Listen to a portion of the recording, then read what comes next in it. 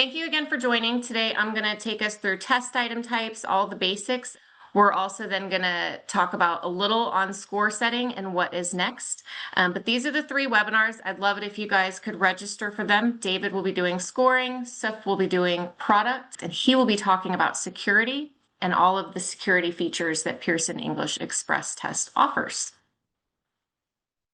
So today's session, we will be introducing the test, where it fits in our portfolio, possibly a little too much about it, including all of the item types, why we think it will be loved, and how you want to accept Pearson English Express Test and what our next steps are.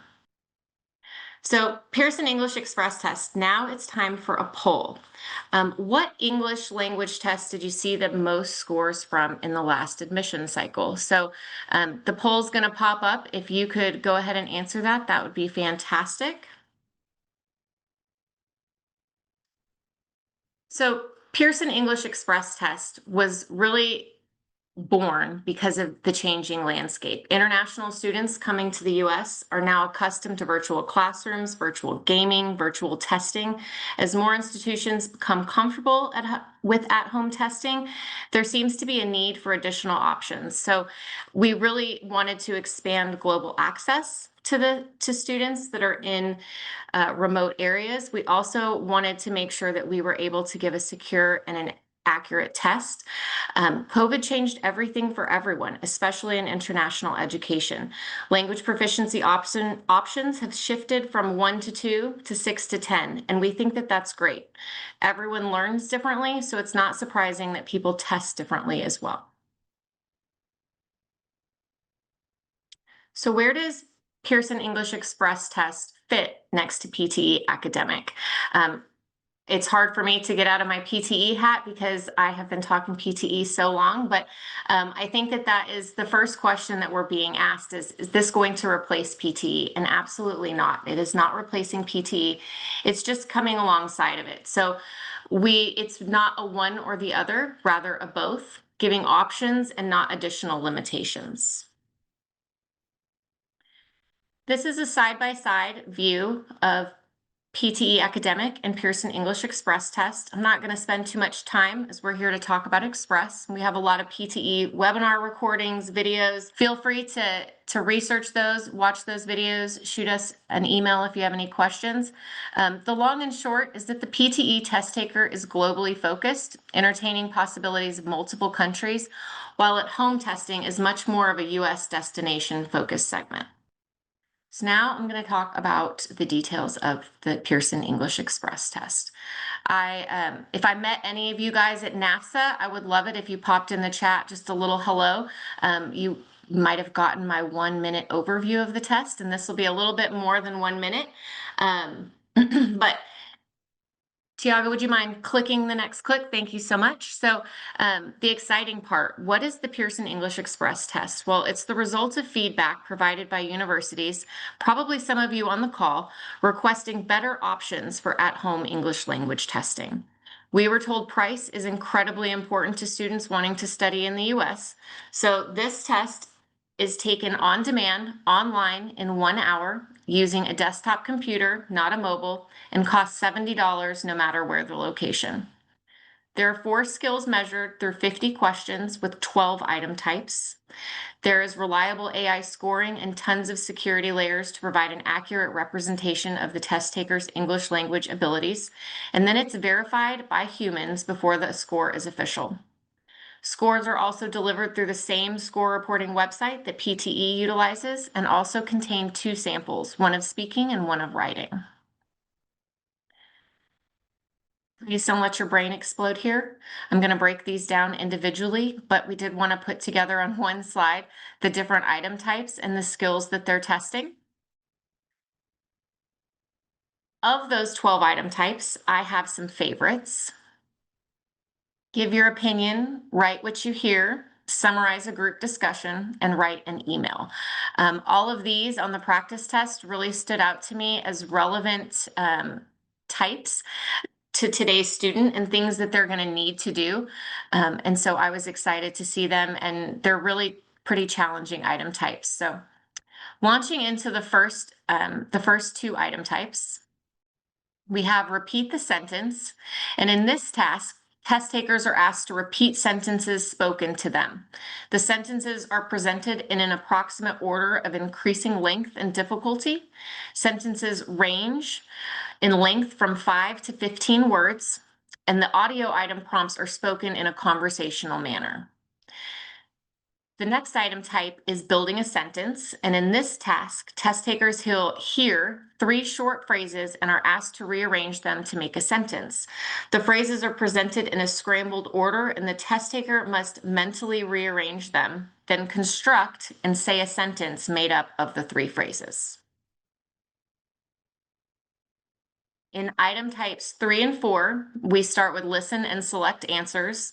And in this task, test takers listen to a passage and then answer 2 comprehensive questions about the passage with multiple choice options. Test takers have 2 minutes to answer the questions after the recording has ended. The spoken passages are based on authentic sources from academic contexts, such as interviews, podcasts, conversations, phone messages, and lectures. Each passage is about 150 to 225 words. Different types of listening skills are required to answer the comprehension questions, such as identifying the main idea, identifying specific facts or details, and also making inferences. Give your opinion was one of my favorites. In this task, test takers listen to a spoken question and then give their opinions or ideas. Test takers have 40 seconds to answer the question after the recording has ended. There are 4 types of questions for this task: advantages and disadvantages, goal achievement, preferences, similarities and differences. Test takers are asked 2 questions from these 4 types. This task type gives test takers an opportunity to demonstrate their spoken competence. They need to convey ideas clearly and logically using appropriate cohesion and organization and demonstrating a range of grammar and vocabulary. As such, it measures test takers' mastery of language use and content, in addition to their pronunciation, fluency, and intelligibility. Good responses address the topic, include several ideas, and give reasons for the ideas expressed. Item types 5 and 6 start with write what you hear, which I think some people think that this is easier than it actually is. In this task, test takers listen to a sentence and then type it exactly as they hear it. Test takers have 25 seconds to type each sentence. The sentences are presented in approximate order of increasing length and difficulty. Sentences range from 5 to 15 words, and the items present a range of grammatical and syntax structures, including imperatives, questions, contractions, plurals, possessives, various tenses, and particles. The audio prompts are spoken at a natural pace and rhythm. Summarizing a group discussion was also one of my favorites, and in this task, test takers listen to a short discussion between 3 speakers and then summarize in their own words what was discussed. Each discussion lasts about 1 minute, and the test takers have up to 90 seconds to summarize the discussion. Test takers are expected to give an oral summary of the discussion, including the main points and details. Item type 7 and 8, read and select answers. In this task, test takers are presented with a passage and 2 comprehension questions with multiple choice options. The test taker has 3 minutes to read a passage and answer the questions. The passage consists of written material drawn from academic contexts, such as article excerpts, narratives, and emails. Each passage is about 150 to 250 words. Different types of reading skills are required to answer the comprehension questions, such as identifying the main idea, identifying specific facts or details, as well as, again, making inferences.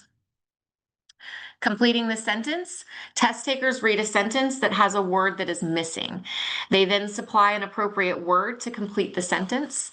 They're given 25 seconds for each item. During this time, test takers must read and understand the sentence, think of an appropriate word, and then type the word in the text box provided to complete the sentence. Sentences range in length from 5 to 25 words. In many items, there is more than one possible correct answer. Across all items in this task, Test takers encounter sentences with missing words from various parts of speech. They could be nouns, verbs, adjectives, or adverbs, and from different positions in a sentence. Item types 9 and 10 were both some of my favorites. I love that they are relevant to today's student.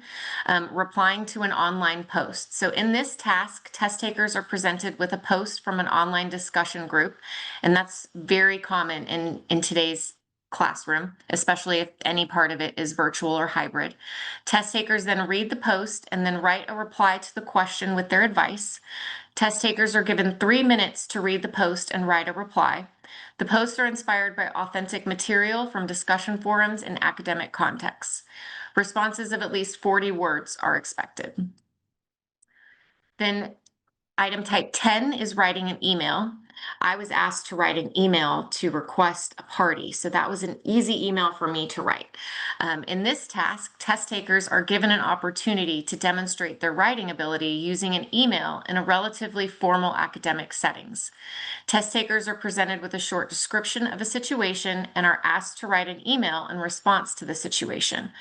Possible language functions which test takers might encounter include, but not limited, are giving suggestions, making recommendations, requesting information, negotiating a problem, giving feedback, and reporting an event that happened. Test takers are given 9 minutes to read and respond to the situation. Responses of at least 100 words are expected. The last two item types are the samples, and the first is recording a speech sample. In this task, test takers listen to a spoken question that asks them to describe something or give their opinion on a topic. Test takers have 60 seconds to respond to the question. The last item type is the second sample, and that is typing a writing sample. In this task, test takers read a question that asks them to describe something, give their opinion on a topic.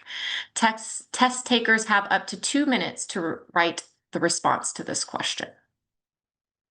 So that was all about item types. And now we're going to move on to meeting the needs of U.S. institutions. So we like to say you asked and we delivered. I see in the chat there's some questions coming up, and yes, institutions will be able to review the speech and writing samples. They'll come with every test, and there's a slide, maybe 4 slides up, if you'll just hang in there, and we'll touch on that. So Pearson English Express test was also, again, something that we were told by admissions that you wanted more options in the at-home testing space. And so with the Pearson integrity and the lifelong learning that we have at the core, we thought that this was a great opportunity for us. So universities told us that they would like to see additional options, and we delivered. The Pearson English Express test measures language proficiency for learners aiming at steadier colleges. The U.S. is the first market that this is kicking off in. It will provide an accurate representation of students' skills, ensuring that they have necessary language proficiency to succeed. And we're saying that because we know it's comprehensive. It assesses all 4 language skills: listening, reading, speaking, and writing. Each of those skills also get a score as well as an overall. The use of integrated tasks throughout the test makes sure that it's listening and speaking, listening and writing. It's not just one portion of one item that's being tested. The test is also scored with an overall score, as I said, and a separate score for each skill. It's reported on a 10 to 90 scale, and it is aligned with the Common European Framework. This test is secure. We have identity verification and monitoring. The use of biometrics is heavily involved. We also have a second camera use, not just as a first glance, but monitoring throughout. We used over 147 responses to train the engine to guarantee accuracy. That has a high correlation with human scoring, and trusted. Human verification on the end. So after they have AI scoring happen and they get results immediately for their initial results. Certified results are only happening after the human verification, and that happens within 48 hours. Then the results are delivered securely via our score reporting website, the same website used for PTE scores, and that is where you will pick up your samples as well. So this lists off some of our security. I mentioned 55 security checks. There's many layers implemented throughout, from identity management using biometrics to monitor and recognize the faces during the duration, the equipment monitoring, screen checks, and proprietary anti-gaming technology combined for a very secure experience. We even have test checks by humans and have a generous retake policy, unless caught in blatant malpractice. And if that's the case, our retake policy is not so generous. As I said, we designed this test with admissions teams in mind. We didn't want to create any extra work, so it is compatible with our current score reporting website. Super fast process. Test takers are able to take the test on demand. Takes them an hour. They get results in minutes and then verified results within 48 hours. So they can really complete this part of their journey quickly and easily from home. With skills that you can believe, there's samples of written and spoken skills that give you that peace of mind in addition to the score that we provide. And coming from a provider that you can trust, our goal was not to make a fun test, but to make a really good at-home test. And we hope that that was our end result. We also think that students are going to love this test. The reason that we think that they are going to love this test is really based upon what we've been told, which is that students want a quick experience and they want an inexpensive experience. So $70 trusted test at that price point is pretty amazing. It can happen anywhere at home within 48 hours, as I talked about, so that is very convenient for students. There's also a free practice test available, and they can take this test as many times as they would like. It's going to be giving a range which they would fall, and also some suggestions on how to improve their English. So what's next? Pretty easy to accept the Pearson English Express test. First, you're going to need to set a score. So we encourage you to approach this as the same way you would set a score for any other test, using standard setting versus direct concordance to another test. So standard setting really means taking everything into account when you're looking at this. So looking at other test scores of what you use, as well as looking at the Common European Framework. We have some suggestions of a range. If you have a PTE score, we're happy to help you adjust from your PTE score. We're also happy to have some individual conversations. So if you would like for us to help engage in a conversation on campus or virtually, just let us know, and we're happy to do that as well. Also, David Booth is going to be going over all of that information in the second webinar and really getting into depth about what the scores mean. So I would highly encourage you guys to join that. A little plug for that webinar. And then now we're going to talk about the timeline. So we have officially kicked off. We would like to recognize Rutgers Camden campus for being our first university to give their students a better at-home testing option. Southern Utah University, College of the Canyons, and many other schools have signed up. I think there's a common theme right now in a lot of schools not wanting to call any attention to themselves in the current climate, and that is completely okay with us. We can use discretion as just noted. So just let us know if you would like to adopt. We don't have to scream about it, or we can scream about it. Completely up to you. In the fall, we will be welcoming our first wave of test takers. North America will be United States and Asia, Japan, LATAM, mainly a lot of countries in LATAM.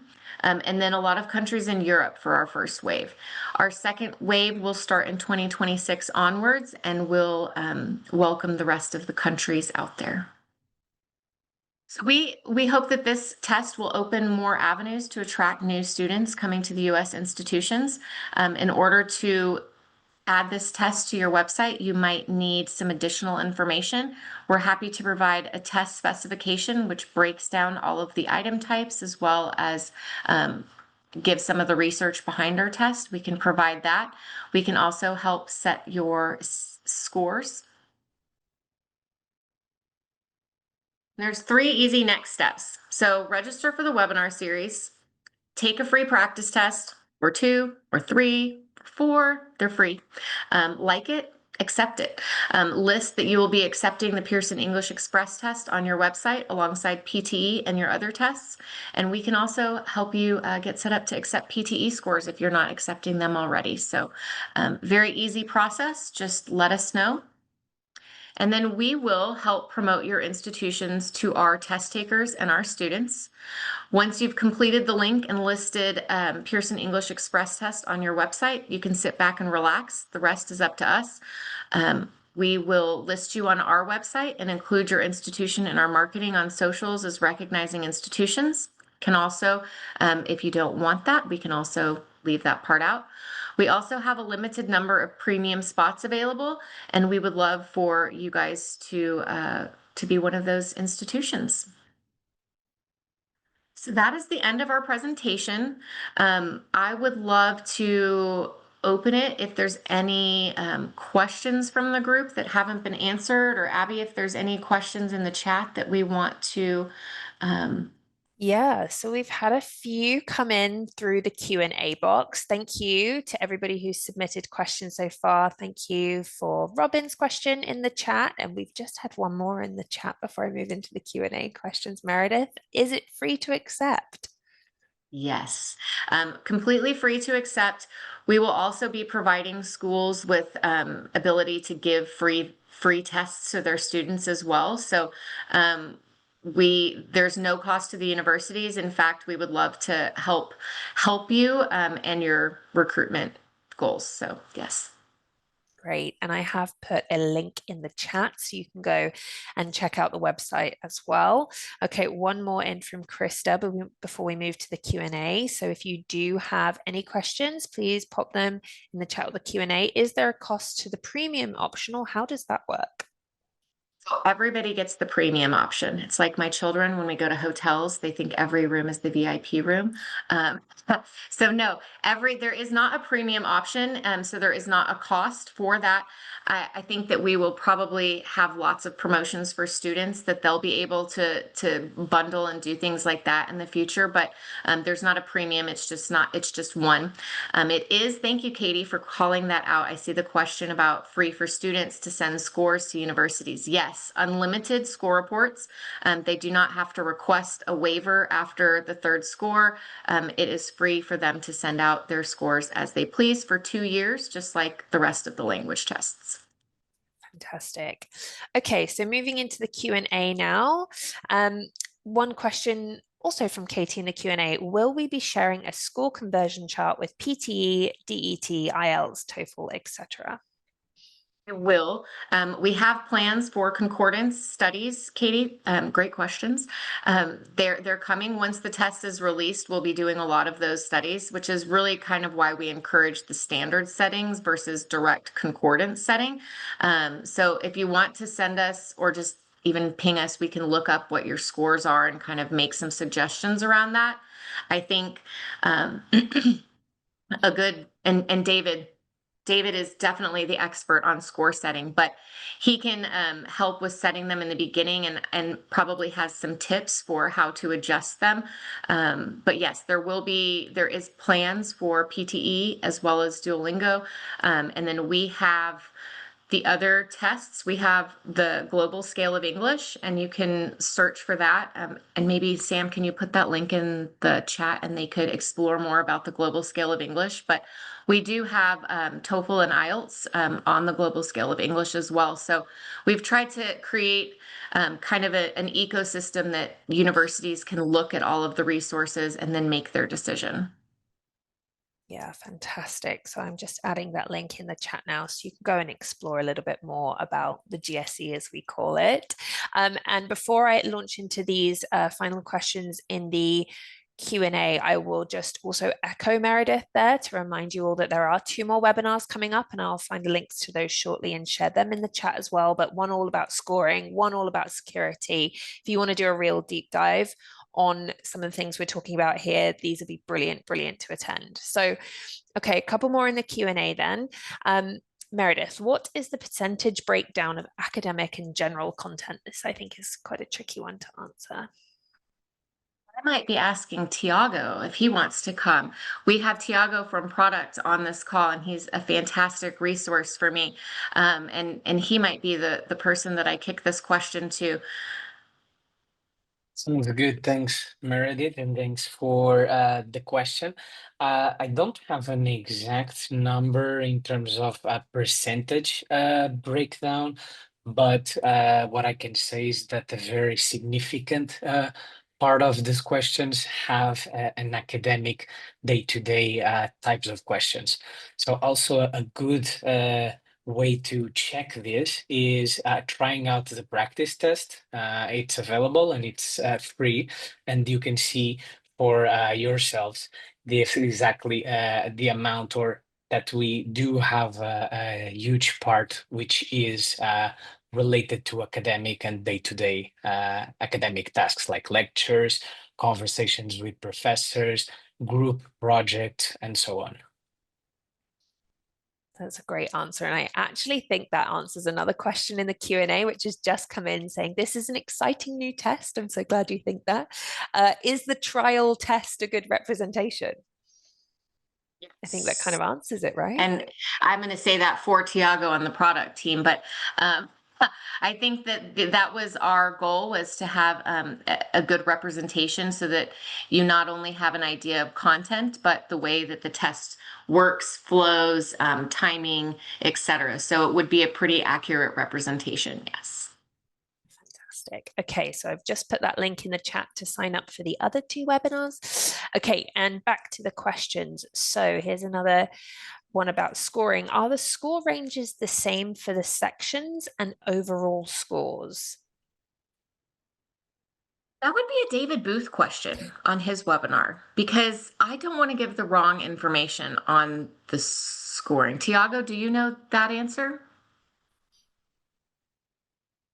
Because I know in PTE they're not, because of the use of integrated tasks, being that almost every question answers or uses 2 skills. So I don't think that it is the makeup makes the score. I believe that they are individual subscores, but not an average of them that makes the overall score.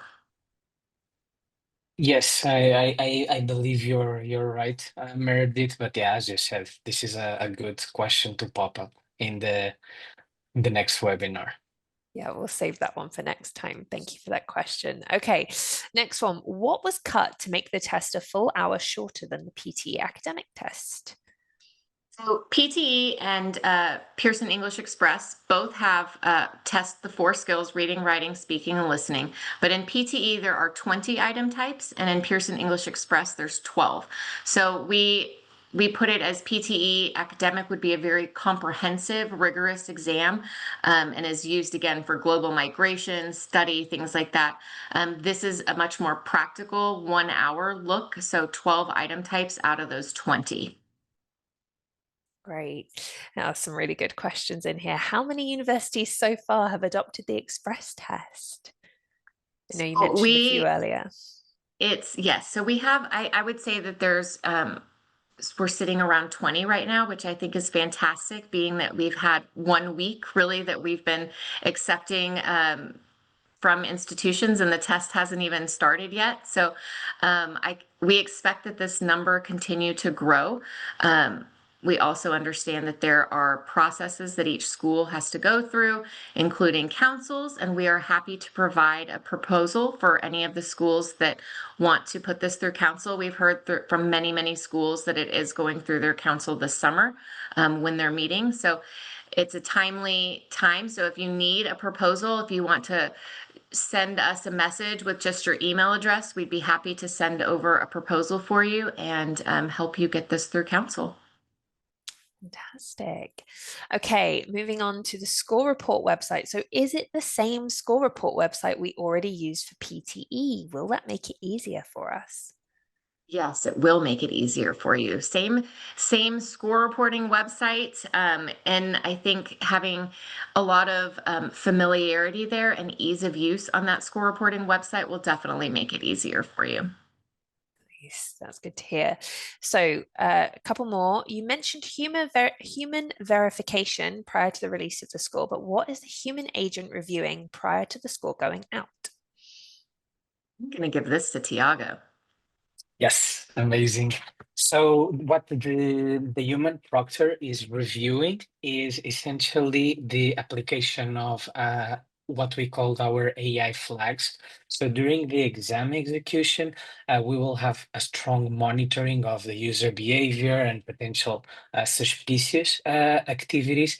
And the machine learning model behind the scenes will flag the specific suspicious behavior.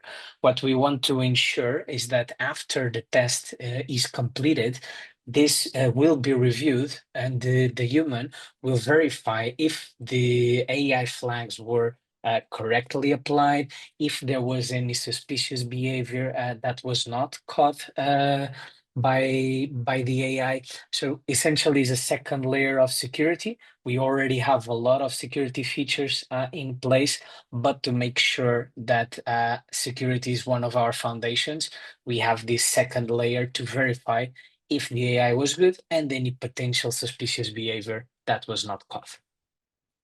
Amazing. And if you do want to find out any more about security, I said it before, I say it again, sign up for that security webinar. The link is in the chat. Okay, couple more then. If we needed help setting scores for our applicants, would you be happy to assist us with this? Much so. Just send us an email. We can make our process that we usually utilize is getting together with our test development team, sending it over for review. We kind of look at it, give our suggestion, ask them if we're on the right track, and then send it back over to you. So we can do it that way. We could also set up a call to talk through things. We're available either way. Great. Okay, last two then. Another question in from Robin. Can you give some pros and cons of the Pearson English Express test versus the PTE for undergraduate study? Sure. So I would say the difference is really where your student is located. So you have students that have easy access to a test center. They might feel more comfortable in a test center because they just give their passport, they check in, they don't have to really worry about their internet connection working, somebody coming into the room and speaking, any of that stuff. So it is a little bit, I think, for me, I would prefer to go into a test center to take that extra anxiety away because as everybody witnessed, I have the luck that my computer will crash as something is starting, or you just can't control those things. So I would say that that might be the only con that I can think of to Pearson English Express test off the bat. And the only con to Pearson test of English would be that for some people, they have to go into a test center, and it's not that easy to get to a test center in certain areas of the world. Price would also be a pretty obvious differentiator between $70 and $255. However, I would say that they're different types of students. So a student that's taking PTE would be taking PTE because they're not sure if they want to go to Monash, if they want to go to University of Southern California, if they want to go to a school in the UK, and they know that PTE academic is accepted globally. So they might opt for that global test. Whereas if they knew that they're just coming to the US, then they might want to take an at-home less expensive exam that's utilized. Fantastic. Thanks, Meredith. Okay, so if we wanted to get in touch to talk more about accepting, who should we speak to and how can we get in touch? You can just pop my email if you want, Sam, in that box, and then I can loop in the team. I have an amazing team that we all work so hard and so well. I'm sure most of you guys know them. So I will be passing it along to the team, and then they'll be reaching out to you, and we can help any way we can. Fantastic. And will the recording be available of this webinar today? I think we can make that happen, can't we? So that everybody can see my computer crash at the beginning. We can do some light editing, that's no problem. Okay, there is one more last one coming into the chat here. Is there a process for a test taker to challenge their score given that it's only reviewed by an AI? In this case, would a human review the scores? I can answer this one, Meredith and Sam. Yes, so the student will always have an option to appeal if he disagrees with a score that was provided, and that appeal will be treated by a human, and the necessary verification will happen to see if there was a real change or some unfair score, or if it's just a normal score and the appeal is not acceptable. But to answer, yes, there will be an appeal process for that. Amazing. Okay, thank you so much for all those great questions there. It's been really great to discuss. Meredith, anything else from you? No, I would just say that join the webinars, shoot an email if you have any questions. We're more than happy to help you. And if you're not quite sure, run a pilot. Testing doesn't start until July or till later this year and then January of 2026. But I know that it takes a long time to get, as I said, things in your plans and that are approved tests. So put it in as a pilot, see how you like it, see how your students like it, and give an admission cycle or two that it's testing and before you make a decision, and then let's go from there. I would also say that this is our first iteration of the test, and our goal at Pearson is lifelong learning. As you can see from our Ripple, we want to continually learn. So we would love to learn from the feedback that's offered from students, from universities. So continue to give us your feedback. If you have suggestions, we would welcome them. We look to make continual improvements to this test. Thank you guys for everybody for your time. And thank you, Sam, Tiago, for being on as well. I appreciate all of you guys.